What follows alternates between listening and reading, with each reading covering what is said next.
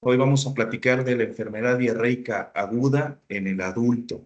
Les había puesto enfermedad diarreica en el adulto, sin embargo, es importante hacerles la aclaración de que tenemos dos manifestaciones clínicas de esta enfermedad. La diarrea aguda, que es la que vamos a abocar el día de hoy, y la diarrea crónica, que es una enfermedad aparte que se maneja de una forma muy distinta, pero de la cual voy a hacer una breve mención en la forma de síndrome de intestino irritable. Esto es muy importante porque, pues aquí no le ha pasado, quién no ha tenido diarrea alguna vez en algún momento de sus vidas, y por eso es que vamos a hacer esta plática, además de que es uno de los principales motivos de consulta, no solo en México, sino en todo el mundo. Y evidentemente esto lo vamos a ver en la situación laboral. Entonces yo espero que sea de provecho para ustedes esta presentación y sí hacerles la aclaración de que es en el adulto, porque en la enfermedad diarreica en el pediátrico o en el neonato es un manejo completamente diferente, es algo completamente aparte de lo que es la enfermedad en el adulto y tal cual así se notifica como EDE en los reportes epidemiológicos. El fundamento, como ya es costumbre, es en la guía de práctica clínica, la cual ustedes pueden consultar en el momento en que ustedes deseen. Tenemos la actualización más reciente del 2020. Ya como pueden ver también estas actualizaciones que son las más recientes, pues traen incluso los colores del partido en el gobierno actual, ¿no? Entonces, pues aquí lo pueden consultar con ustedes deseen. La definición de la diarrea aguda, como la pueden ver, es el aumento en el contenido líquido, volumen o frecuencia de las deposiciones con una duración menor a 14 días. Cuando es mayor a 14 días ya entramos en una diarrea subaguda y ya después la crónica. Y les puse otra definición que me parece más apropiada porque si se fijan, la diarrea aguda, de acuerdo a la guía de práctica clínica, pues es una definición muy ambigua. No nos especifica el número de evacuaciones, pero la diarrea aguda de la OMS sí nos dice cuántas. Son 3 o más veces al día.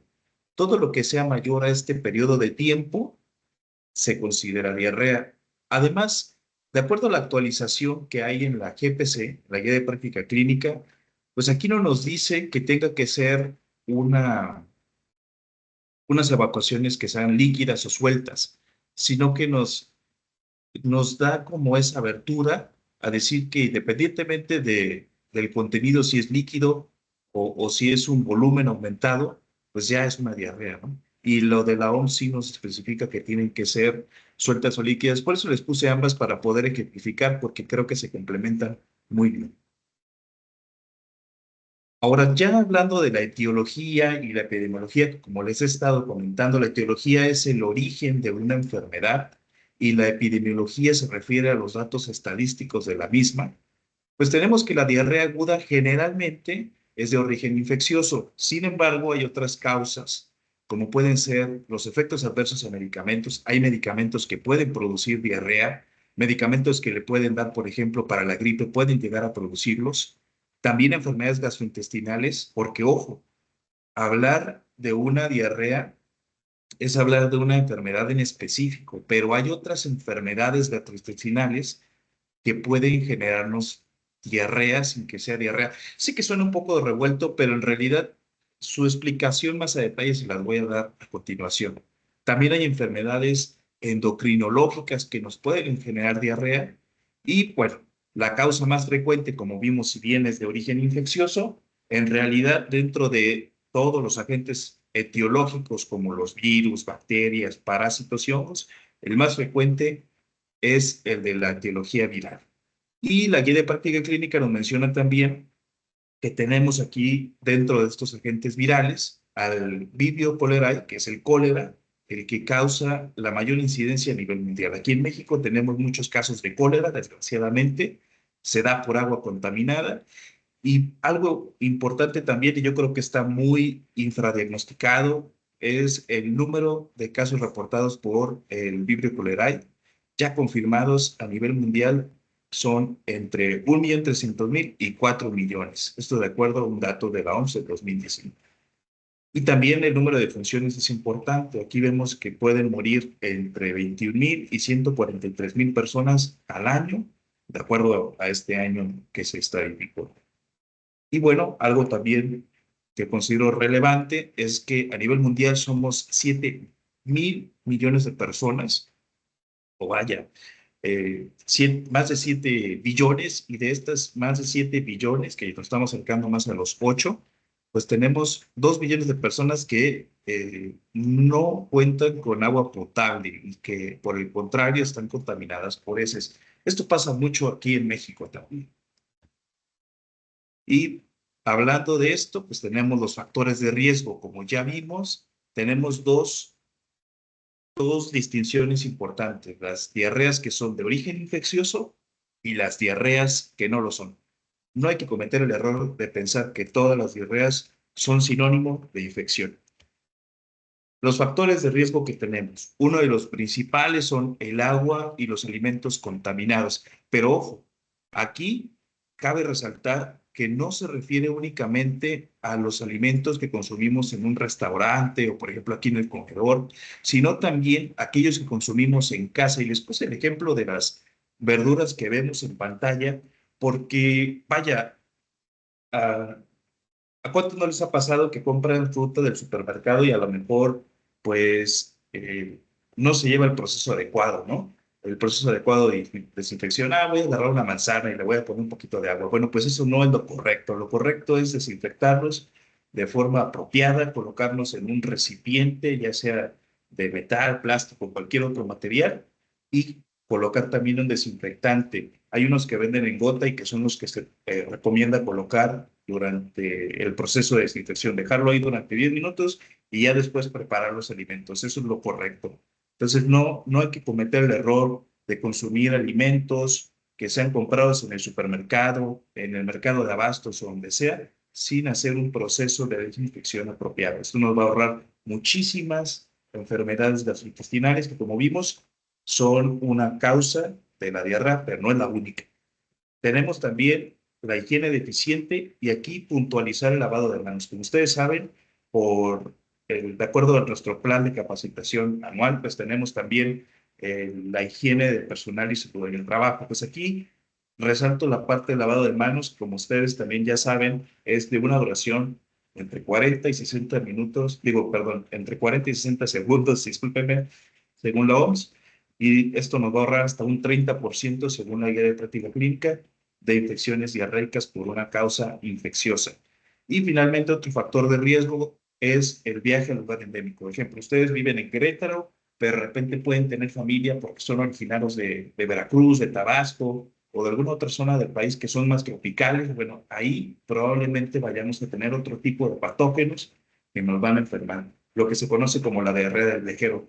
Si les ha pasado, confírmenlo también ya al final, pero sí sucede esto de que viajamos de un lugar a otro y ya por ese viaje tenemos el riesgo de enfermarnos por patógenos a los cuales nuestro cuerpo no está habituado. Incluso puede suceder en una zona geográfica delimitada. Aquí en el mismo estado de Querétaro, ustedes podrían ir a lo mejor a Colón o a algún otro municipio y seguramente ahí habrá otros patógenos.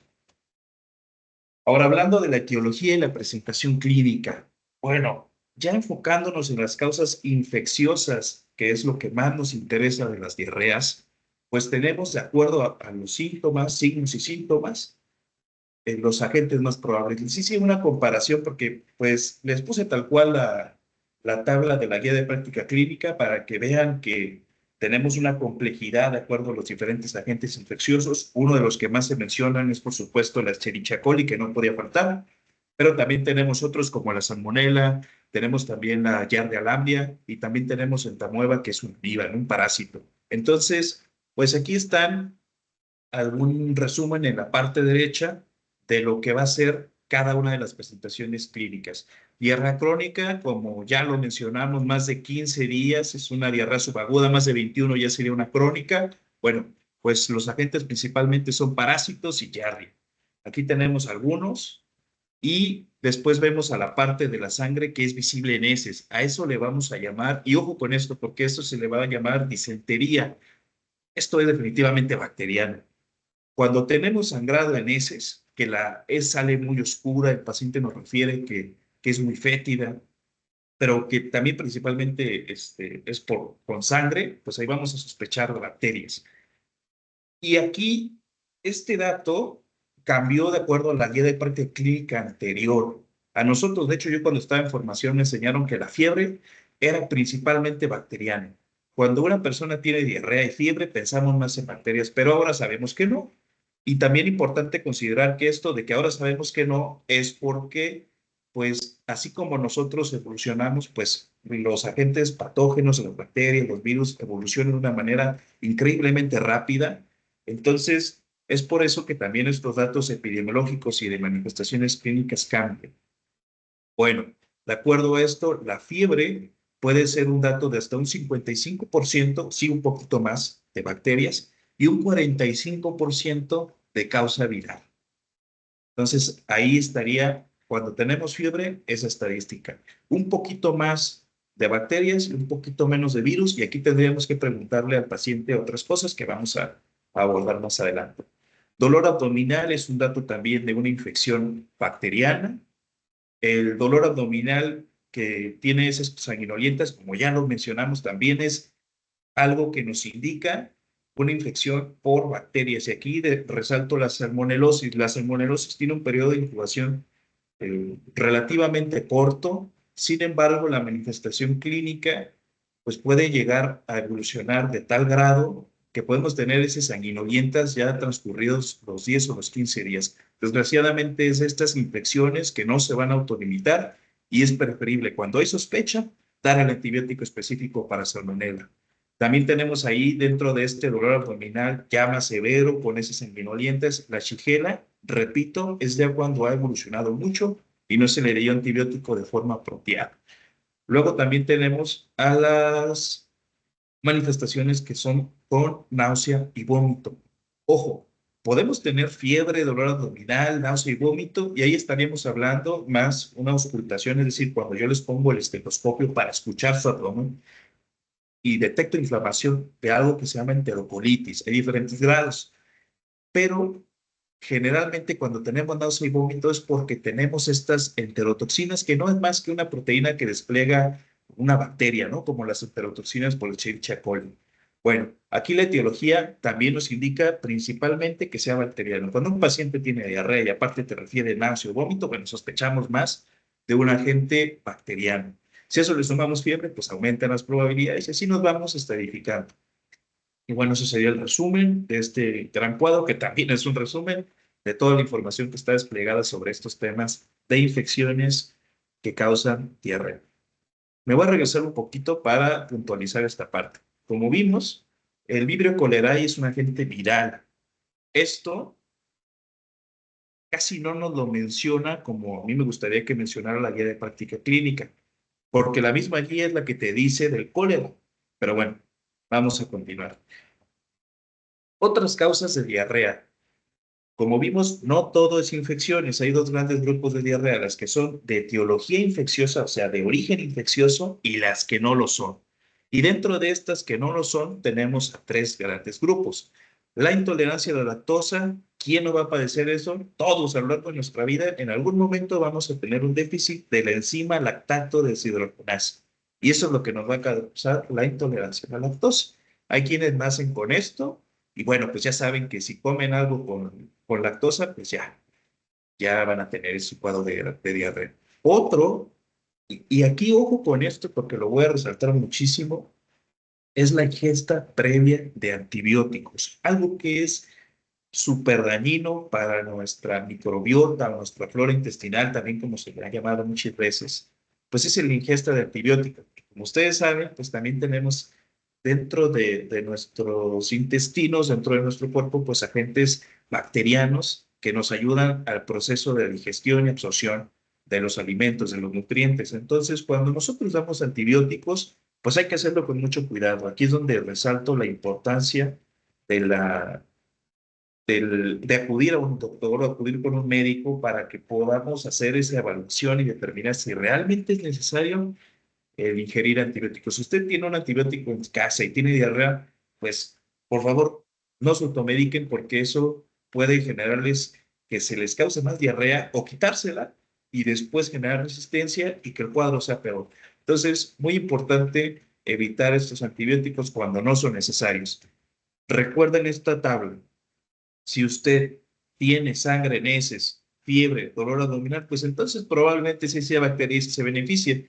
Pero si solamente son, como dice la definición, evacuaciones líquidas, más de 3 en un día, pues ¿para qué van a tomar antibiótico? ¿Para qué buscan el antibiótico? No lo hagan de esa manera. Incluso podrían tener muchas más evacuaciones, pero no tienen fiebre, no tienen dolor abdominal, no tienen sangre visible en heces, no tienen náuseas ni vómito. Entonces, pues no busquen el antibiótico con otro médico porque definitivamente eso los va a terminar dañando. Ahora, regresando a estas otras causas de diarrea, tenemos a la ingesta de procinéticos o laxantes. Si usted consume fibra o algún otro agente laxante, ya sean los multivitamínicos o todos estos suplementos alimenticios, pues muchas veces van a tener laxantes. Hay medicamentos que también producen este efecto laxante, como es la metoclopramida. Yo he visto personas que toman metoclopramida porque tienen mareo o porque van a prevenir un mareo cuando van a irse de viaje. Bueno, muy seguramente, y para que lo tengan en cuenta, pues este tipo de fármacos van a producir ese efecto procinético y van a generarles diarrea. Entonces, para que lo tengan en consideración. ¿Cómo hacemos el diagnóstico de una enfermedad diarreica aguda? Bueno, pues es meramente clínico. Ya comentamos que es más de 3 evacuaciones en un día para que sea considerado agudo en menos de 14 días. Y aquí hay que hacer las grandes distinciones que ya las hemos venido mencionando, pero las vamos a puntualizar. La diarrea acuosa, es decir, aquella que es líquida, que puede ser café o incluso puede ser amarilla, como lo vemos en el cólera, pero que es acuosa al final de cuentas. Y aquella que es sanguinolienta, es decir, la que es por disentería. La disentería o sangre en heces, pues es un padecimiento que, como ya mencionamos también, es por bacterias. Casi siempre es por bacterias, más del 95%.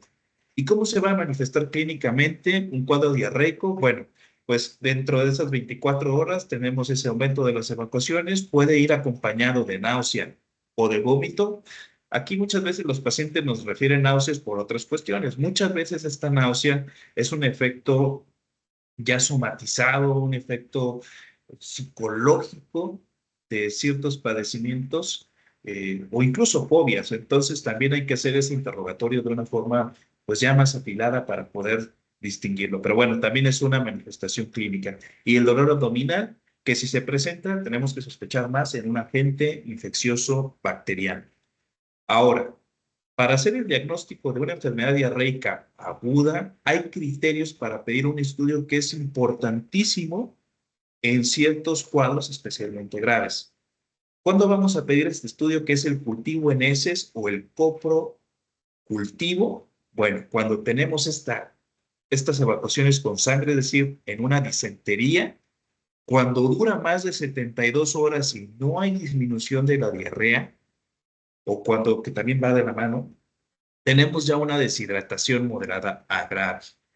Y bueno, también valoramos clínicamente, tenemos nuestras propias escalas, pero creo que a ustedes no les interesa eso. Nada más considerar que sí pedimos el cultivo cuando tenemos estos criterios. Sangre en heces, dura más de 72 horas, o sea, más de 3 días, o hay deshidratación. En estos casos, pedimos el cultivo y generalmente va a ser dentro de un medio hospitalario, ya cuando están en un hospital, porque si llegan adultos al hospital deshidratados, desgraciadamente la mayor parte de estos adultos son adultos mayores que van a terminar en los hospitales, que incluso podrían llegar a fallecer por un tema de diarrea. Entonces, hay que tener cuidado y ojo también porque muchas veces estos cuadros de diarrea pues son silenciosos en el adulto mayor. Entonces, hay que tener cuidado si usted tiene un abuelito por ahí y a lo mejor vive solo.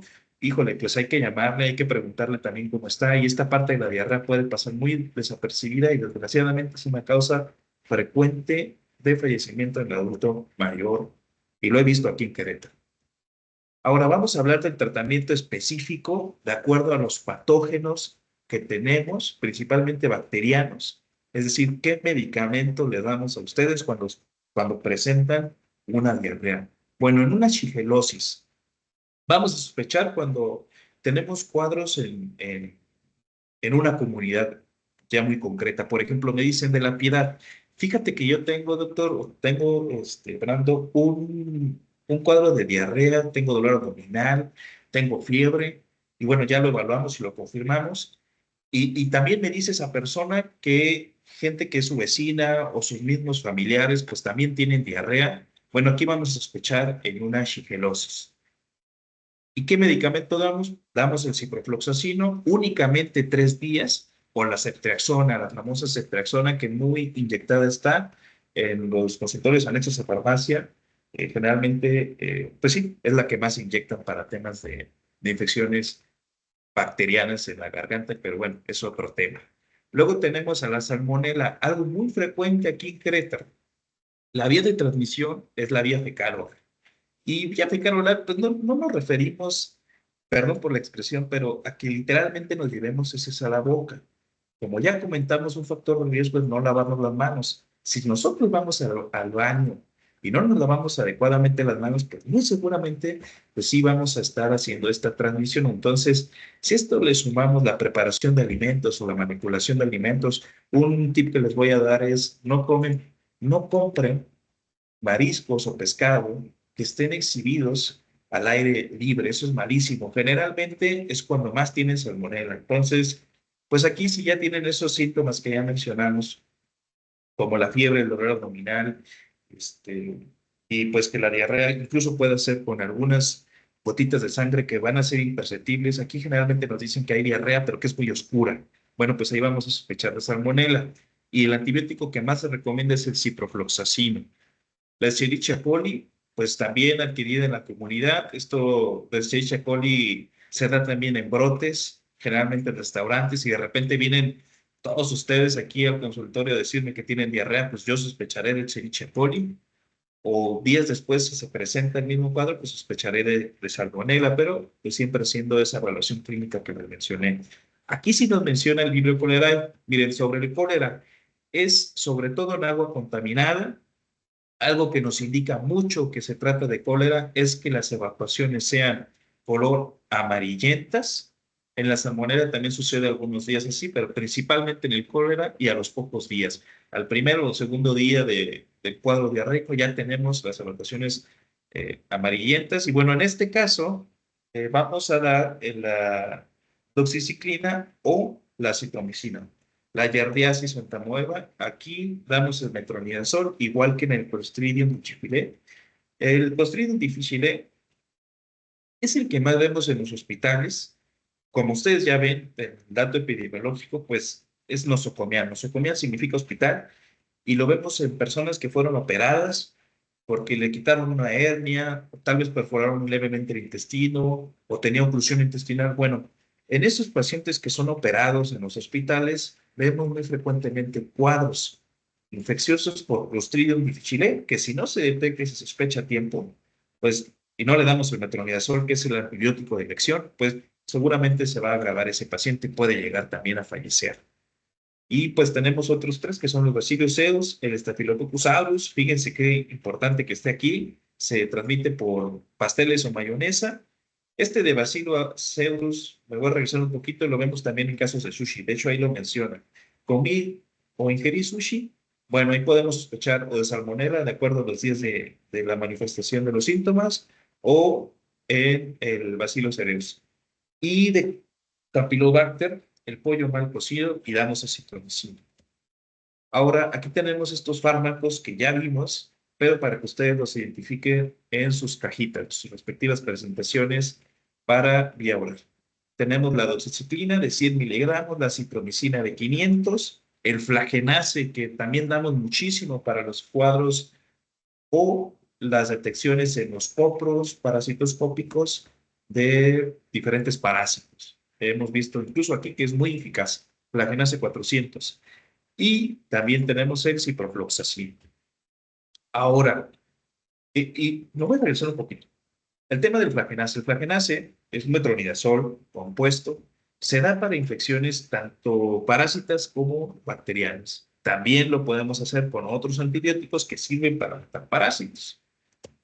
Ahora, ¿qué medicamentos damos? Porque no nada más damos medicamentos para para la infección. Como ya mencionamos ya varias veces, tenemos diarreas que no son infecciosas por intolerancia a la lactosa, por los mismos antibióticos que se tomaron o les dio otro médico, o por otro tipo de causas. Incluso, algo que no mencioné, cuadros de estrés, síndromes ansiosos ya muy marcados, pues también son factores de riesgo que nos pueden dar ciertas diarreas o incluso producir el síndrome de colon irritable, pero ese es otro tema y ahorita lo vamos a mencionar.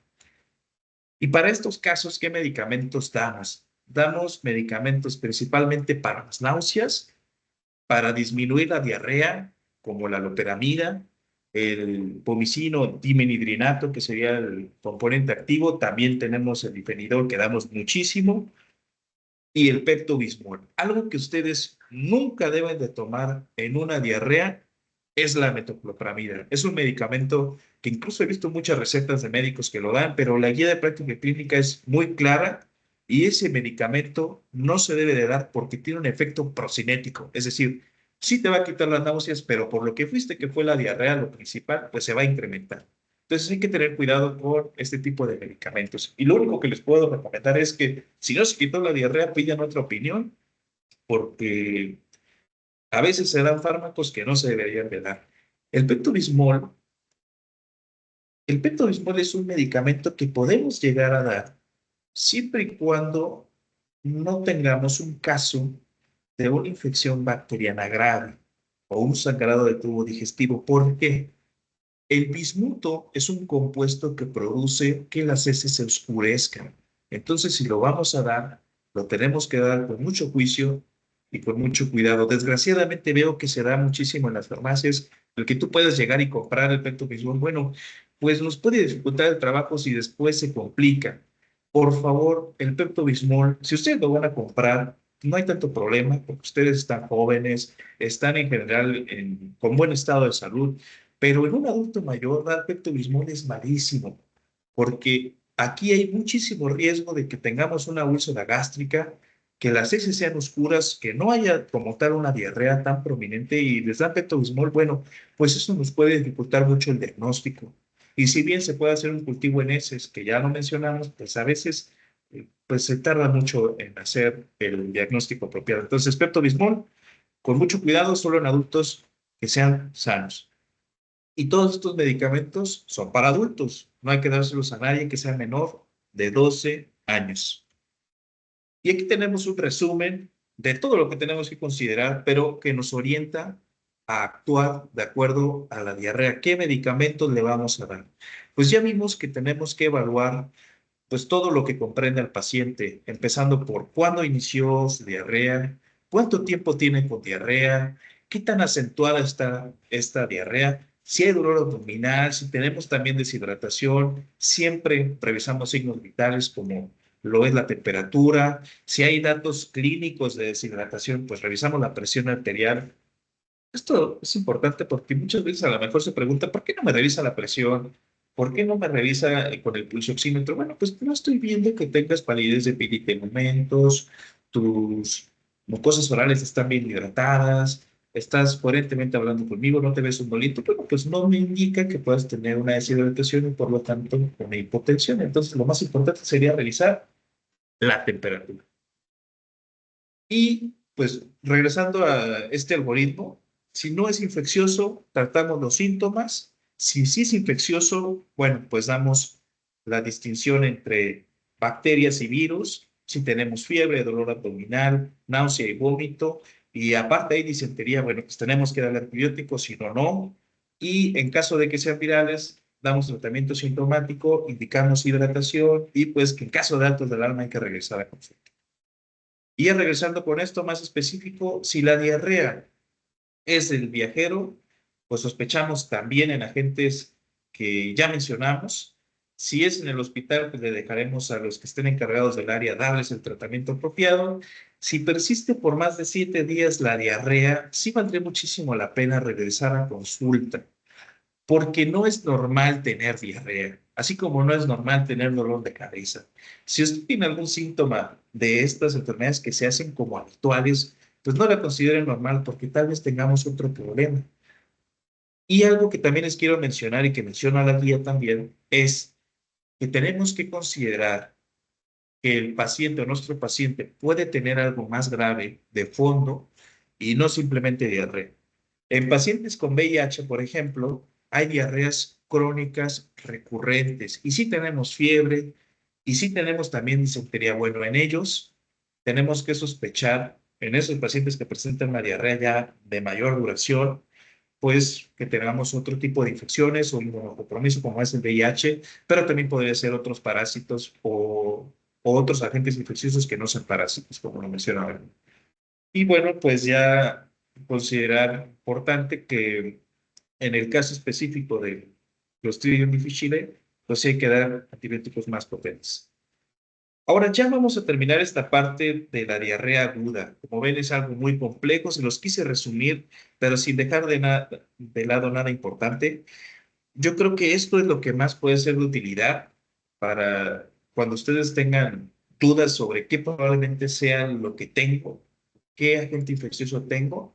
Bueno, pues aquí está el resumen de las posibles causas, ¿no? Shigella, si es una persona en la comunidad. Salmonella, si también tenemos fiebre y ya duró varios días y aparte viajé. Escherichia coli, pues si fue adquirida en la comunidad. Y en el caso de salmonella también hay gestión con mariscos o pescado. Importante, no lo mencioné y no viene ahí, pero eso también es otro dato que nos orienta a pensar en salmonelosis. El cólera, pues el agua contaminada, la yardiasis, la entamoeba en guarderías, también puede ser por agua contaminada, el Clostridium difficile en hospital, el Bacillus cereus en el sushi o en el arroz frito que esté contaminado, Staphylococcus aureus, pasteles o mayonesa y Campylobacter pollo mal cocido. También puede ser salmonella en el pollo mal cocido que fue manipulado porque, como ya mencionamos, el vía fecal oral. De hecho, casi todas son fecal oral, pero en el caso específico de salmonella, de E. coli, eh, sí, nada más salmonella y E. coli, pues es cuando no nos lavamos bien las manos. Ahora sí, vamos a pasar al tema de síndrome de colon irritable, un padecimiento cada vez más frecuente que estadísticamente está muy relacionado con el estrés y que bueno, ahorita lo vamos a abordar de una forma bastante general, pero tocando los puntos más importantes. ¿Cómo se define? Síndrome de colon irritable es dolor o molestia abdominal con alteraciones del hábito intestinal 3 días por mes en los últimos 3 meses. Fíjense la diferencia en la definición. En la definición de diarrea o enfermedad diarreica aguda, solo nos decía que si teníamos un aumento en las evacuaciones en menos de 14 días, pues se trataba de eso, de una enfermedad diarreica aguda. Incluso la guía no nos especificaba si tenían que ser líquidas, la OMS sí. Pero en el caso del síndrome de colon irritable, sí es muy claro en que sean al menos 3 días de dolor o molestia por los últimos 3 meses. Es decir, 9 veces en los últimos 3 meses y que sean 3 por mes. Si no se conduce a eso, si no se trata de eso, entonces no es un síndrome de colon irritable. Ahora, tipos de colon irritable. Aquí voy a hablar de los tipos de la presentación en las evacuaciones. Cuando tenemos constipación, esto de la constipación es que nuestras heces, pues sí puedan ser un poquito líquidas, pero viscosas, y que aparte podamos tener cierta distensión que nos genere dolor al momento de evacuar. Eso sería un tipo de colon irritable con constipación.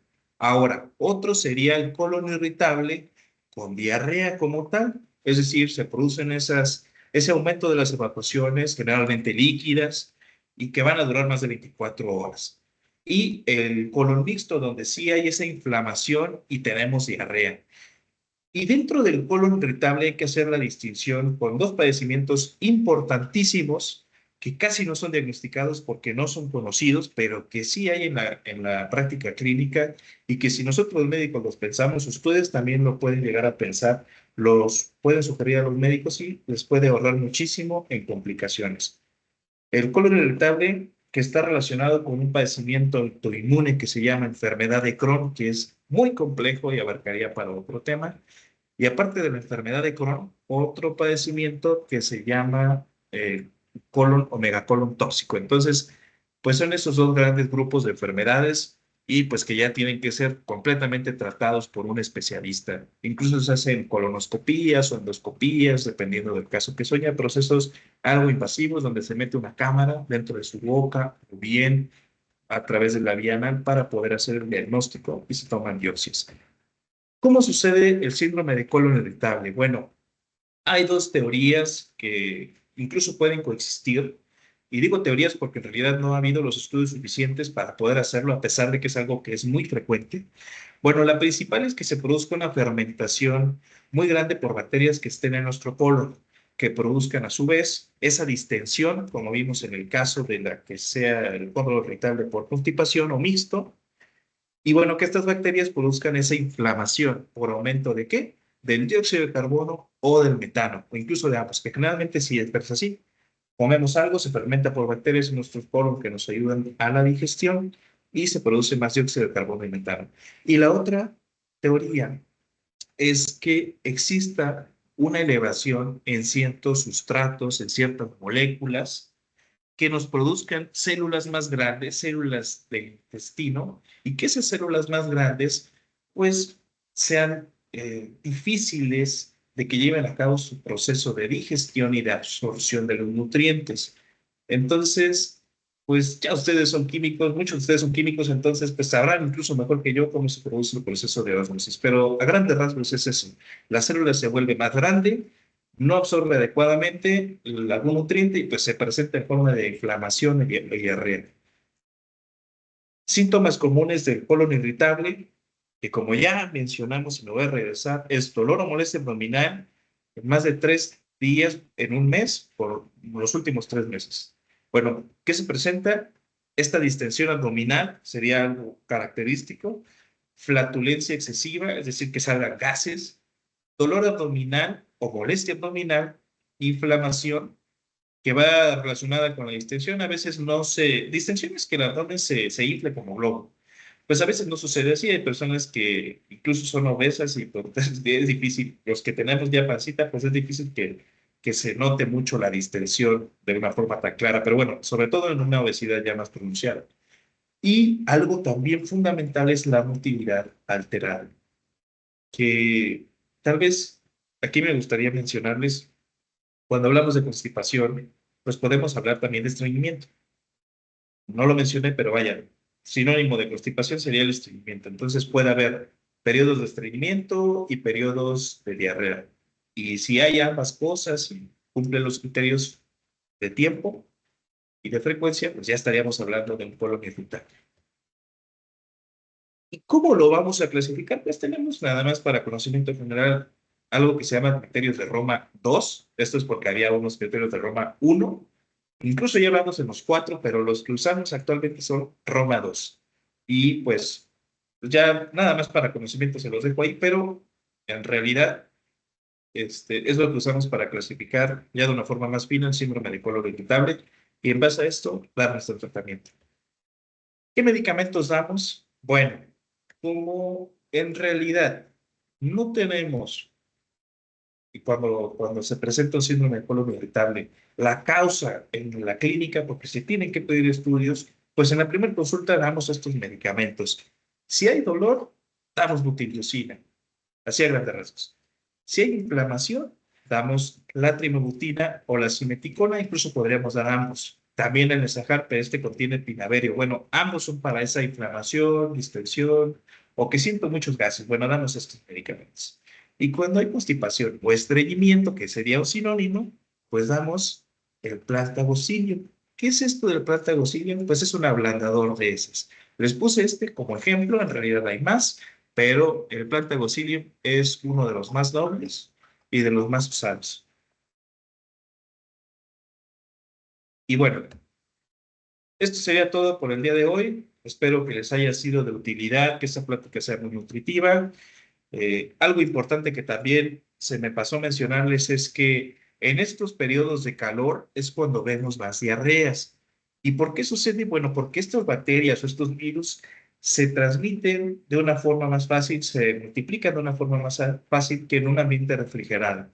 Entonces, todos estos procesos de descomposición que se ven acelerados por el calor, pues son más frecuentes y hay que tener mucho cuidado por nuestros hábitos para los alimentos y también por lo que ingerimos. Cualquier cosa que ustedes tengan en relación a este tema, por favor vengan al consultorio y con gusto lo revisamos. ¿Alguien tiene alguna duda o pregunta sobre el tema?